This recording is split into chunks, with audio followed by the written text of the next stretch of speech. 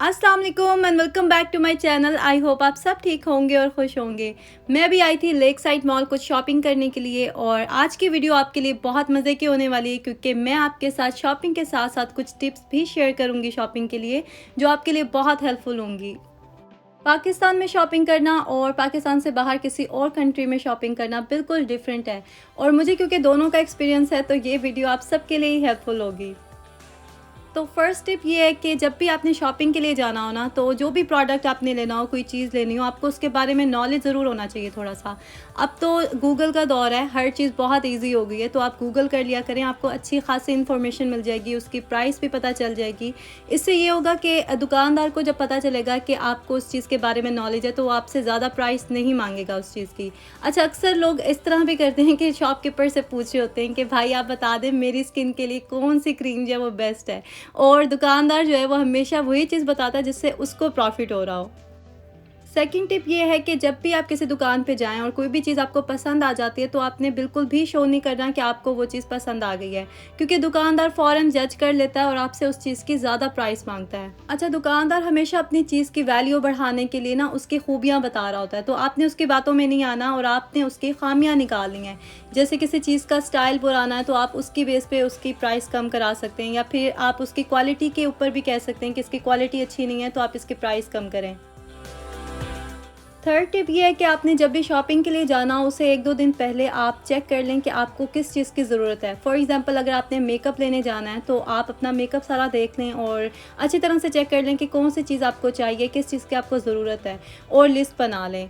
क्योंकि जब हम शॉपिंग के लिए जाते हैं ना तो वहाँ पे नई-नई वैरायटी देखने के बाद हम ये भूल जाते हैं कि हमें किस चीज़ की ज़रूरत थी, और वो चीज़ें ले लेते हैं जिनकी हमें ज़रूरत ही नहीं थी और हमारा बजट जो है वो अपसेट हो जाता है। फोर्थ टिप ये है कि जब भी आप शॉपिंग के लिए जाएं तो जाते साथ ही शुरू ना हो जाया करें, बल्कि कुछ स्टोर्स पहले विजिट कर लिया करें ताकि आपको प्राइसेस का और वैरायटी का अच्छी तरह से पता चल जाए और इस तरह से आप अच्छी शॉपिंग कर सकेंगे। अच्छा, जब आपको कोई चीज़ पसंद आ जाए ना तो उसकी प्राइस सुन के आपने ऐसे एक्सप्रेशंस देने हैं कि दुकानदार खुद ही हैरान हो जाए कि जैसे उसने प्राइस बहुत ज़्यादा बता दी हो।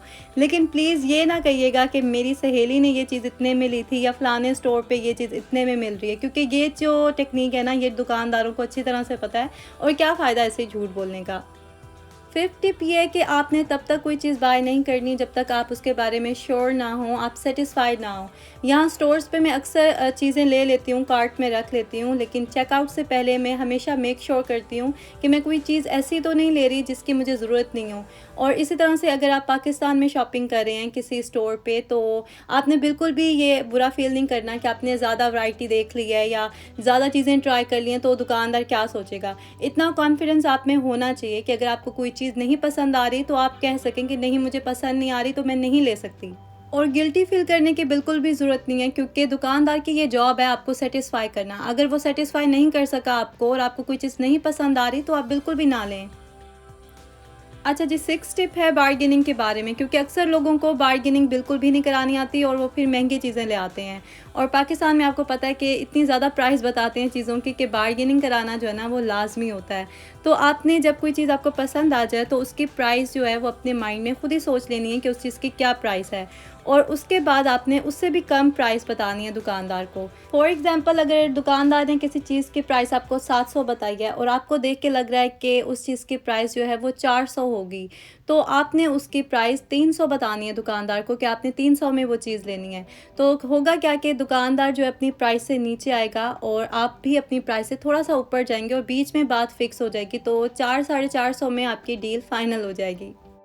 टिप नंबर 7 ये है कि आपने तब शॉपिंग करनी है जब सीज़न स्टार्ट हो रहा हो और आपके 2 सीज़न कवर हो जाएँ। जैसे अगर आप फॉल में शॉपिंग करेंगे तो फॉल और विंटर दोनों सीज़न आपके कवर हो जाएँगे, और इसी तरह से अगर आप स्प्रिंग में शॉपिंग करेंगे तो स्प्रिंग और समर दोनों सीज़न आपके कवर हो जाएँगे। आपको नए डिज़ाइंस भी मिलेंगे, साइज़ेस भी मिल जाएँगे और आपके सीज़न आराम से गुज़र जाएगा।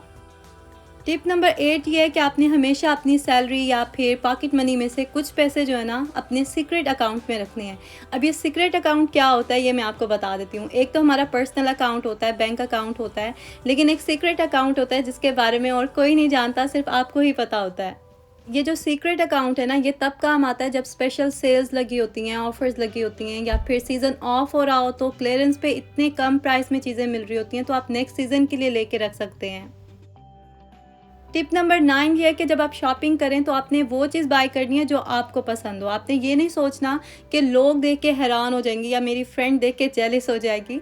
आपने हमेशा वही चीज़ लेनी है जो आपको पसंद हो और आप वो यूज़ भी करें। टिप नंबर 10 है कि आपने शॉपिंग से पहले हमेशा कूपन और सेल्स वगैरह जो है ना अच्छी तरह से चेक कर लेने हैं, क्योंकि होता क्या है कि अक्सर कुछ स्पेशल ऑफर्स चल रही होती हैं, कुछ डील्स चल रही होती हैं। इनफैक्ट अगर आप ऑनलाइन शॉपिंग करते हैं ना तो उसमें आप समटाइम्स ज़्यादा पैसे सेव कर सकते हैं। तो हमेशा चेक कर लें कि आपको कौन सी डील सूट कर रही है। तो ये थी शॉपिंग के लिए टॉप 10 टिप्स जो आई एम श्योर कि आपको ज़रूर हेल्प करेंगी। और यहाँ पे जो है अब हम लोग खाना वगैरह खाने लगे हैं, क्योंकि शॉपिंग पे जाओ तो आपको पता है भूख तो लग ही जाती है। अब अगर पाकिस्तान में शॉपिंग के लिए जाओ तो अनारकली की फ्रूट चाट या फिर मज़े के कोई दही बड़े वगैरह मिल जाते हैं आपको, लेकिन यहाँ पे जो है ना पिज़्ज़ा और नूडल्स के अलावा कोई और ऑप्शन नहीं होती। बच्चे अभी नूडल्स और पिज़्ज़ा एंजॉय कर रहे हैं और मैं जा रही हूँ उनके लिए प्रेट्ज़ल लेने, जो बहुत मज़े की मिलती है यहाँ से। मैं बहुत दिनों से सोच रही थी शॉपिंग पे जाने का, लेकिन मेरा जाना ही नहीं हो रहा था। आजकल बच्चों की विंटर ब्रेक चल रही है तो इसलिए घर पे ही होते हैं बच्चे, और आज भी मैं उनको साथ लेके आई हूँ क्योंकि और कोई ऑप्शन नहीं है। यहाँ पे वैसे सेफ्टी का बहुत अच्छे से ख़्याल रख रहे हैं, जगह-जगह इन्होंने सैनिटाइज़र्स रखे हैं और टेबल वगैरह अच्छी तरह से इन्होंने क्लीन कर दी थी, क्योंकि बच्चे थे मेरे साथ, उन्होंने डबल जो है ना उसको क्लीन किया था। पास ही यहाँ रेस्ट रूम्स थे तो हमने पहले हैंड वॉश भी कर लिए थे, और उसके बाद हमने जो भी खाना-पीना था वो कर लिया। उसके बाद फिर हमने थोड़ा-सा राउंड लगाया। मैंने बॉडी एंड बाथ जाना था क्योंकि बहुत अच्छी सेल्स लगी हुई हैं वहाँ पे। पहले भी मैंने मिस कर दी थी, लेकिन आज तो मैंने सोच लिया था कि मैं होके ही आऊँगी। यहाँ पे ये क्रिसमस के कुछ डेकोरेशंस थे, क्योंकि ये न्यू ईयर तक जो है ना वो रहती हैं और उसके बाद ये सारा कुछ जो है वो रिमूव कर देते हैं। तो हमने यहाँ पे कुछ पिक्चर्स वगैरह ली, बच्चों का फ़ोटो सेशन किया मैंने, और अपनी तो मेरी एक भी अच्छी पिक्चर नहीं आई, क्योंकि मास्क के साथ जो है ना कोई अच्छी पिक्चर आ ही नहीं सकती। ये देखें सेफोरा के बाहर कितनी लंबी लाइन है। मैंने वैसे जाना तो नहीं था यहाँ पे, लेकिन बॉडी एंड बाथ जाना था, वहाँ पे भी इतनी लंबी लाइन थी, तो आज फिर मेरा रह गया। घर आने के बाद मैंने जल्दी से दाल बनाई, क्योंकि सुबह हम लोग नाश्ता करके चले गए थे, लंच मैंने नहीं बनाया था। अगर मैं लंच बनाने लग जाती ना तो आज फिर मेरी शॉपिंग रह जानी थी। तो लंच हमने वहीं पे ही कर लिया था और वापस आके मैंने सोचा कि दाल चावल बना लेती हूँ तो हमारा अच्छा सा डिनर हो जाएगा। इस दाल की रेसिपी मैं ऑलरेडी शेयर कर चुकी हूँ अपने चैनल पे, तो अगर आप लोग चाहें तो बना के ख़ुद भी इंजॉय कर सकते हैं। और यहाँ पे मैं चावल बॉईल कर रही हूँ, इसमें मैंने नमक डाला है और थोड़ा सा ऑयल डाला है। मैं चावल बॉईल करने के बाद ऑयल या घी वगैरह नहीं डालती, पहले ही डाल देती हूँ थोड़ा सा। दाल चावल वैसे सबको ही पसंद होते हैं और लाइट से होते हैं तो इजीली डाइजेस्ट भी हो जाते हैं। तो मैं शाम में जो है ना कभी बना लेती हूँ दाल चावल। अक्सर ऐसा होता है कि दोपहर में मैं दाल बनाती हूँ तो हम लोग रोटी के साथ खाते हैं, और शाम में मैं फिर चावल बॉईल कर लेती हूँ, और अक्सर घरों में ही आई थिंक इसी तरह से ही होता है।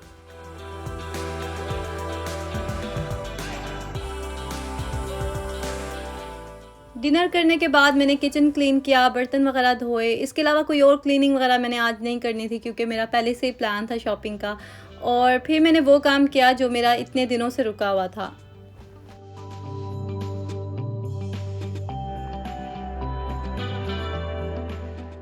ये जो कंटेनर्स मैंने लिए थे स्नैक्स के लिए, ये मैंने 2 दिन पहले वॉश करके रखे थे, और मैं वेट करी थी कि ये अच्छी तरह से ड्राई हो जाएँ तो फिर ही मैं इसके अंदर स्नैक्स रखूँगी।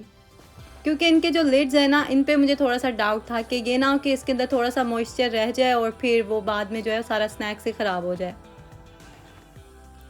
2 दिन से मैंने इन्हें स्टोर में रखा हुआ था और आज फाइनली मैं इन्हें फ़िल करके रख रही हूँ। हमारे घर में ना स्नैक्स वगैरह बहुत ज़्यादा यूज़ नहीं होते, तो अक्सर ऐसा होता है कि पैकेट ओपन होते हैं और उसमें से थोड़ा-सा ही कुछ खाया होता है, और बाकी जितनी भी चीज़ें होती हैं वो सारी थोड़ी-सी सॉगी हो जाती हैं।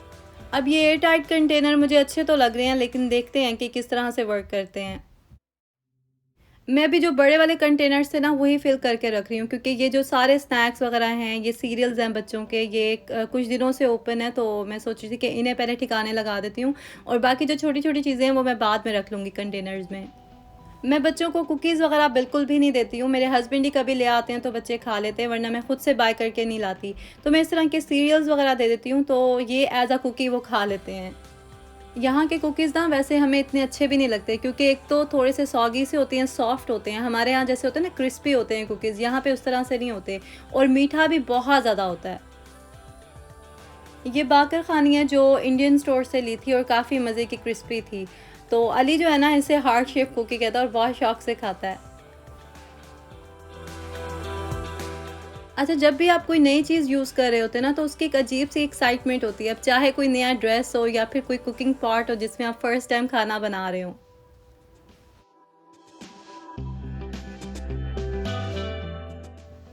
फाइनली ये काम भी मेरा कंप्लीट हो गया और अब मैं आपको दिखाती हूँ कि मैंने आज क्या-क्या शॉपिंग की थी। ये देखेंगे, मैंने स्कार्फ़ लिया था और अभी मैं आपको पहन के भी दिखा देती हूँ। ये जो न्यूट्रल कलर होते हैं ना, ये वैसे हर ड्रेस के साथ जाते हैं और पता नहीं मेरे पास पहले क्यों नहीं था। और ये मैंने एक स्वेटशर्ट ली थी, क्योंकि जीन्स वगैरह के ऊपर इस तरह के टॉप्स अगर आप पहन लें और ऊपर से स्कार्फ़ ले लें तो बहुत अच्छा और स्टाइलिश सा लगता है। यहाँ पे वैसे स्वेटर्स वगैरह में बहुत अच्छी वैरायटी होती है, लेकिन प्रॉब्लम ये है कि उनकी लेंथ जो है ना वो थोड़ी-सी शॉर्ट होती है। तो मुझे थोड़े-से लॉन्ग लेंथ में चाहिए होते हैं, तो इसलिए जो है ना कभी-कभी इस तरह की चीज़ें मिलती हैं और मैं फिर लेके रख लेती हूँ।